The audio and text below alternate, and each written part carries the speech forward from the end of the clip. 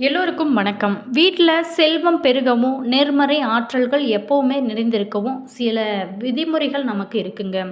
அப்படி அந்த விதிமுறைகளை பின்பற்றி நம்ம நிறைய செடிகளை நம்ம வீட்டில் தெரிந்தோ தெரியாமலோ நிறைய செடிகளை நம்ம வளர்த்து கொண்டு இருப்போம் அழகுக்காக. அப்படி வளர்க்கறதுனால நிறைய பிரச்சனைகளை உடல் ரீதியாகவும் சரிங்க, நம்மளுடைய கடன் பிரச்சனைகளையும் நிறைய பிரச்சனைகளை சந்திச்சுட்டு வந்திருப்பீங்க.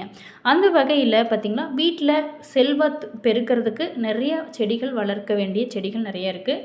அதே மாதிரி நம்மளுடைய கஷ்டங்கள் குறைய நம்ம என்னென்ன செடிகள்லாம் வளர்க்கலாம், என்னென்ன செடிகள்லாம் வளர்க்கக்கூடாது, செல்வம் சேர என்ன செடிகள்லாம் வளர்க்கலாம் அப்படிங்கிறத பார்க்க போகிறோம். வீடியோ உங்களுக்கு யூஸ்ஃபுல்லாக இருக்கும். வீடியோவை ஸ்கிப் பண்ணாமல் முழுமையாக பாருங்கள். அப்படி நம்ம பணத்தை ஈர்க்கும் செடிகள் அப்படின்னு பார்த்தோமா, துளசி, மணி பிளான்ட்டு, சோற்று கற்றாழை, லட்சுமி, மேலுமே அதிர்ஷ்ட மூங்கில் போன்ற செடிகள் எல்லாமே வாஸ்து மற்றும் ஆன்மீகத்தின்படி ரொம்ப முக்கியம். இவை அதிர்ஷ்டமாக செல்வத்தையும் ஈர்க்க உதவும் அப்படின்னு நம்பப்படுது. அப்படி அதிர்ஷ்டம் தரக்கூடிய செடிகள் நிறைய இருக்குது. ஆனால் வீட்டில் முக்கியமாக வளர்க்கக்கூடாத நிறைய செடிகள் இருக்குது. அதை நம்ம அழகுக்காக வைத்து வளர்க்குறோம் இல்லையா, அந்த செடிகள்லாம் என்னென்ன செடிகள் வீட்டில் நம்ம வளர்க்கக்கூடாது அப்படின்னுங்கிறத பார்க்க போகிறோம். வீடியோ உங்களுக்கு யூஸ்ஃபுல்லாக இருக்கும். வீடியோவை ஸ்கிப் பண்ணாமல் முழுமையாக பாருங்கள். வீடியோ பிடிச்சிருந்தால் லைக் பண்ணுங்கள், கமெண்ட் பண்ணுங்கள், ஷேர் பண்ணுங்கள். நீங்கள் இன்னும் நம்ம சேனலை சப்ஸ்கிரைப் பண்ணாமல் இருந்தீங்களா, சப்ஸ்கிரைப் பண்ணிட்டு கூடவே இருக்க பெல் பட்டனையுமே ப்ரெஸ் பண்ணிட்டு வாங்க வீடியோக்குள்ளே போகலாம். அதே மாதிரி இந்த 2 செடிகளை வீட்டோட வாசலில் ஒன்றாக சேர்த்து வளர்த்து வந்தாவே அல்ல குறையாத செல்வமும் பணமும் நம்மிடம் வந்து கொண்டே இருக்கும். அப்படி நம்ம என்ன செடிகள் வைக்கலாம்? வீடு அப்படிங்கிறது கணவன், மனைவி, குழந்தைகள் அனைவருமே சேர்ந்து ஒற்றுமையாகவும் மன நிறைவோடும் மன நிம்மதியோடும் வாழ ஒரு அற்புதமான இடம்தாங்க.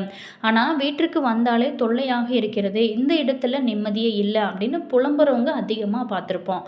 இதற்கு காரணம் என்ன அப்படின்னா, அவங்க வீட்டில் எதிர்மறை சக்திகள் அதிகமாக இருப்பது தாங்க. இப்படி ஒரு வீட்டில் எதிர்மறை ஆற்றல்கள் அதிகமாக இருந்துச்சு அப்படின்னா அந்த குடும்பத்தினரிடையே எப்போதுமே பிரச்சனை, மனக்கசப்பு, உடல்நல குறைபாடு, குழந்தைகள் படிப்பில் கவனம் இல்லாமல் இருக்கிறது, இந்த மாதிரியான பல பிரச்சனைகள் தொடர்ந்து கொண்டே வாழ்ந்து கொண்டே அவங்களோட வாழ்க்கையில் இருக்கும். இதனை எல்லாமே சரி செய்ய வீட்டோட வாசலில் இந்த 2 செடிகளை வளர்த்தாலே போதுங்க, அனைத்து வரங்களுமே நமக்கு கிடைத்துவிடும். அப்படி சிறப்புமிக்க 2 செடிகளை பற்றியும் அதனால் உண்டாகும் பலன்களை பற்றியும் நம்ம பார்க்க போகிறோம். வீடியோ யூஸ்ஃபுல்லாக இருக்கும். மேலுமே முந்தைய காலத்தில் எல்லாமே நம்மளோட முன்னோர்கள் பல வழிமுறைகளை கடைபிடித்து வந்தாங்க. அதில் பின்பற்றி வந்த ஒவ்வொரு விஷயத்திற்கு பின்னாலுமே ஆன்மீக பலனும் மருத்துவ குணங்களுமே சேர்ந்தே இருக்குது. அப்படி நம்ம வீட்டோட வாசலில் சாணி தெளிப்பது, குளிக்கும் பொழுது மஞ்சள் பூசுவது, வீட்டோட வாசலில் வேப்பிலை கட்டுவது, இது போன்ற பல விஷயங்கள் சொல்லிக்கொண்டே போகலாம். இதை போலவே வீட்டில் செடிகள் வளர்ப்பதிலும் ரொம்ப கவனமுடனும் காரியத்துடனும் செயல்படுவாங்க. அப்படி நன்மைகள் தரக்கூடிய செடிகளை வீட்டில் முறையாக வளர்த்திட வேணும். ஒரு சில செடிகளின் மூலம் வீட்டிற்கு அதிர்ஷ்டங்களும், ஒரு சிலவற்றின் மூலம் வீட்டிற்கு எதிர்மறை ஆற்றல்களுமே வர வாய்ப்பு இருக்குது. இப்படியே அனைவரோட வீட்டிலுமே இருக்க வேண்டிய செடிகள் துளசி மற்றும் அருகம்புல்லுங்க. இது 2யுமே ஒன்றாக ஒரே தொட்டியில் வைத்து வளர்ப்பதனால பல புண்ணியங்களும் செல்வ செழிப்புமே நம்மளோட வாழ்க்கையில் ஏற்படும். அருகம்புல் பார்த்திங்களா, யமனோட மகன் அனலன் எவரொருவர் உடம்புல வேண்டுமானாலும் புகுந்து அவரோட சக்தியை உறிஞ்சும் சிறப்பான வரத்தை பெற்றிருக்கிறான். இவ்வாறு அனைவரோட சக்தியையும் உறிஞ்சி தொல்லை கொடுத்து கொண்டிருந்த அனலனின் கொடுமைகளை தேவர்களும் முனிவர்களும் விநாயகர்கிட்ட சொல்ல, அவர் அனலனை அப்படியே விழுங்கினார். அப்பொழுது அவர் உடல் முழுவதுமே சூடாகி இருந்த இந்த உலகம் முழுவதுமே சூட்டினால் தகித்தது. இந்த சூட்டை தணிப்பதற்காக எவ்வளவு குனிந்த நீரினை அவர் மீது கொட்டியும் அவரோட சூடானது தணியவில்லை. அப்போது அங்கு வந்த முனிவர்கள் 21 அருகம்புல்லை பறித்து விநாயகர் மீது வைத்தாங்க. உடனே அவர் உடல் முழுவதிலுமே இருந்த சூடு தணிந்து அந்த நேரம் முனிவர்களை விநாயகர்கிட்ட எந்த ஒருவர் இந்த அருகம்புல்லை வைத்து உங்களை வழிபாடுறாங்களோ அவங்களுக்கு வேண்டிய வரங்களை வணங்கிட வேணும் அப்படின்னு கேட்டுக்கொண்டாரு. அதற்கு விநாயகருமே அப்படியே ஆகட்டும் அப்படின்னு ஆசி வழங்கினார். இதனால தான் அனைவருமே அருகம்புல்லை வைத்து விநாயகரை வழிபடுறாங்க. அடுத்ததாக பார்த்தோமா, துளசி. நம்மளுடைய வீட்டில் முக்கியமாக வளர்க்க வேண்டிய செடிகளில் ஒன்று தான் இந்த துளசி செடி. இந்த துளசி மகாலட்சுமியின் அம்சம் பொருந்தியதுங்க. துளசியை வீட்டில் வைத்து வழிபடுவதன் மூலம் மகாலட்சுமி வீட்டிற்குள்ளே நுழைவாங்க. அவர்கள் நுழைவதன் மூலம் பெருமாளும் நம்மளோட வீட்டிற்கு வருவார். இதனால தான் நம்மளுடைய வீட்டில் பணம், நகை போன்ற அனைத்து செல்வங்களுமே பெருகி கொண்டே இருக்கும். இப்படி சிறப்புமிக்க துளசி மற்றும் அருகம்புல்லை ஒரே தொட்டியில் சேர்த்து வைத்து வீட்டோட வாசற்படிக்கு அருகில் வைத்து இட வேணுங்க. இப்படி செய்வதனால உங்களுக்கு வேண்டிய அனைத்து வரங்களுமே கிடைத்து உங்களோட வீட்டில் இருக்கக்கூடிய எதிர்மறை சக்திகள் அழிந்துவிடும். எப்போதுமே மன அமைதியுடனும் செல்வ செழிப்புடனும் மன மகிழ்ச்சியுடனும் நிம்மதியுடனும் வாழ்கிறதுக்கு இது ரொம்ப உகந்ததாக சொல்லப்படுது. அது மட்டும் இல்லாமல் வாஸ்து சாஸ்திரத்தில் மரங்கள் செடிகளுக்கு ரொம்ப முக்கிய பங்கு இருக்குங்க.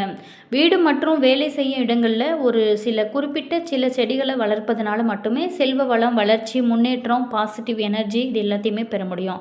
ஆனால் அழகாக இருக்குது அப்படின்னு சொல்லிட்டு நாம் எதையாவது ஒரு செடிகளை கொண்டு நம்ம வளர்க்குறோம். நமக்கு இந்த மாதிரியான செடிகள் வளர்க்கும்போது எதிர்மறையான விளைவுகளை ஏற்படுத்தி விடுது.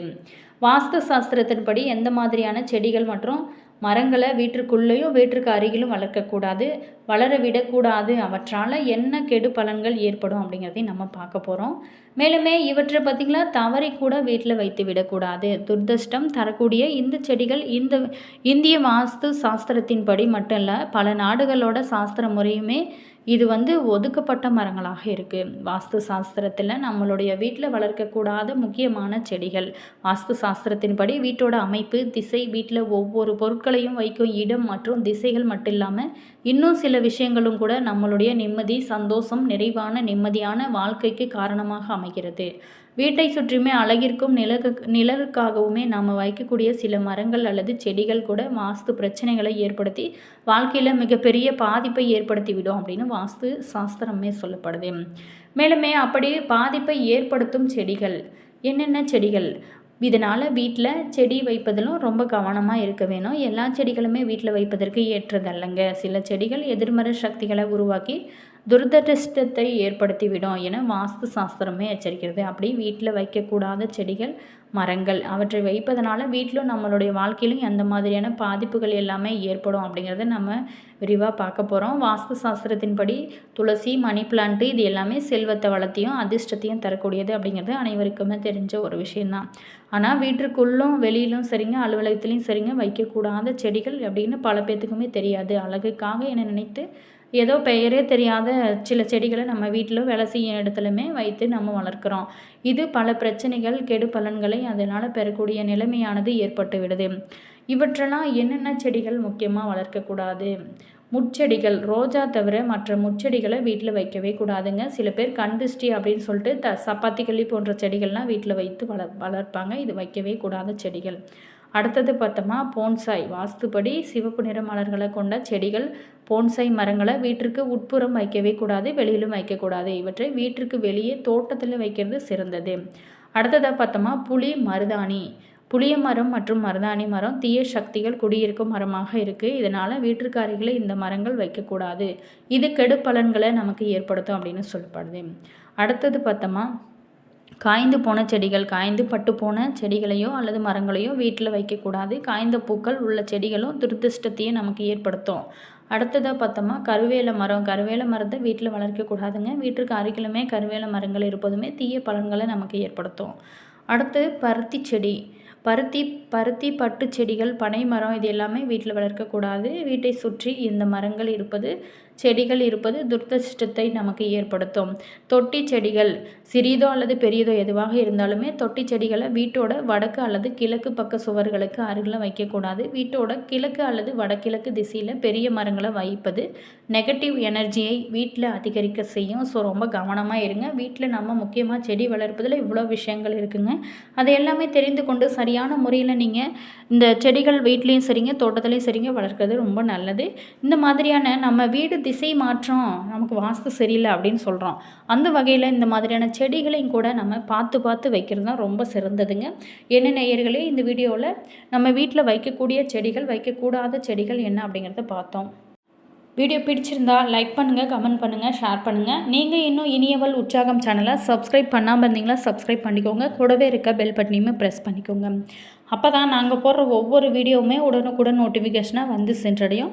அதே மாதிரி உங்களோட கருத்து என்ன அப்படிங்கிறதையும் மறக்காமல் கமெண்ட் பாக்ஸ் செக்ஷனில் சொல்லுங்கள். உங்களுக்கு ஜோதிட ரீதியாக ஏதாவது சந்தேகங்கள் இருந்துச்சு அப்படின்னு நினச்சிங்களா, இந்த வீடியோவுக்கும் கீழே டிஸ்கிரிப்ஷனில் ஜோதிடரோட வாட்ஸ்அப் நம்பர் கொடுத்துருக்கோம். அந்த நம்பருக்கு கால் பண்ணி பேசுனீங்க அப்படின்னா கட்டாயம் உங்களுடைய பிரச்சனைகளுக்கு நல்ல ஒரு தீர்வு கிடைக்கும்.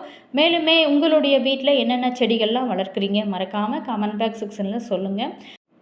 உங்களோட கருத்து என்ன அப்படிங்கிறத மறக்காமல் கமெண்ட் பாக்ஸ் செக்ஷனில் சொல்லுங்கள். அதே மாதிரி உங்களுடைய இஷ்ட தெய்வத்தோட பேர் என்ன அப்படிங்கிறதையும் சொல்லுங்கள். மேலுமே உங்களுடைய வீட்டில் அதிர்ஷ்டத்தை தரக்கூடிய செடிகள் என்னென்ன செடிகள்லாம் வளர்க்குறீங்க, என்னென்ன செடிகள்லாம் வளர்க்கக்கூடாத செடிகள்லாம் நீங்கள் வளர்த்து கொண்டு இருக்கீங்களா, மறக்காமல் உங்களோட கருத்தை கமெண்ட் பாக்ஸ் செக்ஷனில் பதிவு பண்ணுங்கள். All viewers, thank you.